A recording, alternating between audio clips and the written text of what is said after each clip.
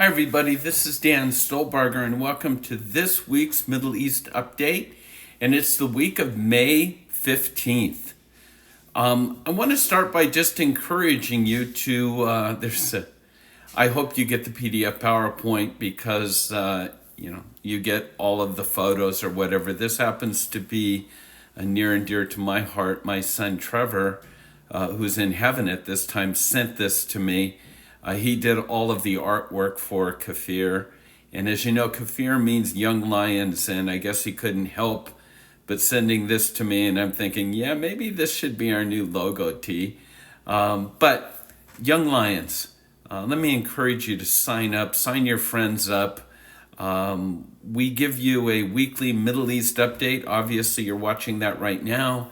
A daily Bible reading schedule with different people from KFIR that give their comments. And then once I'm finished with this YouTube, I put together something we call KFIR 30, which is a 30-minute Bible study. We happen to be going through the Torah at this time. Again, you'll see the holygroundexplorations.com. It's free, and you can sign up from there. So, news bites. Israel's opening her borders this summer. Let me say it again. Israel is opening her borders this summer. That is according to ICEJ. They have a tour that they do, the huge thing on the Feast of Tabernacles, and they just released this information. We're still trying to track it, but from our friends in Israel, we're getting the sense that international travel once again will begin sometime this summer or early fall. Now, we have two tours, one October 25th through November 3rd, and the other November 13th through the 22nd. Let me encourage you, both of those are open. You can join us. Friends of ours from Lake City and our home church at Anthem, those are the two different ones, but this tour is open. And what we've recently experienced, you just never know when that door is going to close. So if Israel's on your list, make sure you check these out. We would love to have you walk the land with us. So, big news. We'll have to wait and see how that transpires. Tonight, Israel's Prime Minister Benjamin Netanyahu will be sworn into his fifth tour late this evening. And then again, these are our news bites. And so, we report on a variety of things. And we unfortunately have to give you the news regarding anti-Semitism incidents in America. They've hit a record high. And Ambassador Greenblatt made the comment where he said, anti-Semitism is a virus. It's a disease. It persists. It seems to never go away. And sometimes it's known as the oldest hatred. And there truly is no single antidote or cure. The only cure I know is to read your Bible, to understand the role of Israel and the role of church in this day. Well, let's jump into our report for this week. This first article, I'm just going to read it because I don't know about you, but I am so weary with fake news and it doesn't matter. We just there's a barrage of information that just comes out daily. And I don't know about you, but it just wears me out. And so in terms of CNN, MSNBC, I read this and let me share it with you because it really does summarize my feelings. It says, have you forgotten what news journalism is really all about? Have you forgotten how to be honest with the American people? Your biases are sickening. These sources are persuading minds, and really the minds of the young and the old, and with hate and lies. It's true. President Trump is not always right. He does not always do good. But the problem is that even when President Trump does do something good, The media just cannot recognize it or acknowledge it. They refuse to recognize the good that can come or that is here when they disagree with the person so much. That's a major issue, not only in the media and politics, but it's a character issue as well. We can all disagree. We can agree to disagree.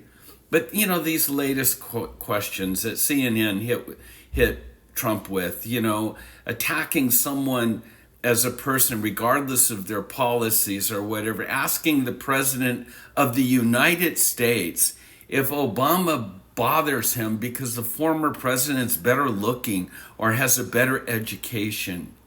Really? Again, enough is enough. At least it is for me. So, moving on to the next, we've got this whole issue now with the New York Times, and since we're on the subject of fake news, Ron Dermer is Israel's ambassador to Washington, and he levels a scathing criticism at the New York Times. They're talking about the IDF, the most moral army in the world, and this is from the Times. Quote, the IDF's research and development arm, this is in regards to Corona-19, the research and development arm of the IDF is best known for pioneering cutting-edge ways to kill people and blow things up with stealth tanks, with sniper drones, among its more lethal recent projects. And it's just, it breaks my heart because this is the media painting the picture of the IDF that's working on research for cures for the coronavirus, and this is what they're known for. And then just in, the New York Times social media post headlines, Israeli soldier killed by rock. When's the last time a rock by themselves killed somebody? Can they not fairly report that a Palestinian threw a cinder block rock from the top of a building and killed an IDF soldier? No, just a soldier's killed by a rock.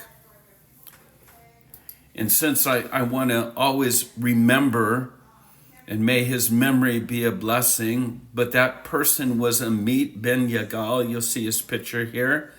And as I mentioned, they were rounding up terrorists in Jenin, coming out of Jenin, and a rock was thrown from a rooftop. Apparently it was the last house in the village. Even though he was wearing a helmet, this wasn't a David and Goliath little pebble rock. This was a cinder block, and he was killed. The IDF is vowing to find the person that did it, but he has not been found as of yet. And then we have, it seems like there's been a lot going on recently, car rammings, another sniper attack or whatever. And so just out of a newsletter from Israel, just entitled The Third Intifada, headlines are that President Trump expects the Palestinians to reject his peace plan, but there's a new poll that shows that a majority of Palestinians now support a third intifada. 61% of Palestinians see a return to a violent intifada. 74 think it's going to be peaceful demonstrations, and 51% expect that the status quo will continue without any major uprisings. But again, the reality is that the choices before them seem to be increasing in a violent sort of nature. And especially with the recent developments about Israel annexing part of the West Bank. So we'll have to wait and see. Well, we're running out of time so quickly. LL, again, we mentioned that international travel should be opening this summer, but LL, Israel's national airline, just like many of the airlines, are needing a bailout. They've lost over $60 million in 2019, and so we'll have to wait and see if that carrier is even an option for our folks. And then even though the Knesset, even though he's being sworn in, one of the parties, Yamina, is a staunch right bloc party for Netanyahu, but they've decided to join the opposition because they're not liking the fact that it appears that Trump's decision about supporting the annexation of lands in Judea and Samaria, that is conditional on accepting the whole Palestinian peace plan, or his peace plan. And so they're saying we don't want that pressure on us, and so they're joining the opposition. And then a couple nights ago was Lag BaOmer, which is, in Israel, it's a time of huge bonfires. And you know what? I'm going to encourage you to go to KFIR 30 because I'm going to talk a lot more about that minor holiday, I guess you would say, and its significance, because I see that we're out of time. So with that, God bless you. Be praying for the peace of Jerusalem. And again, until next week, shalom.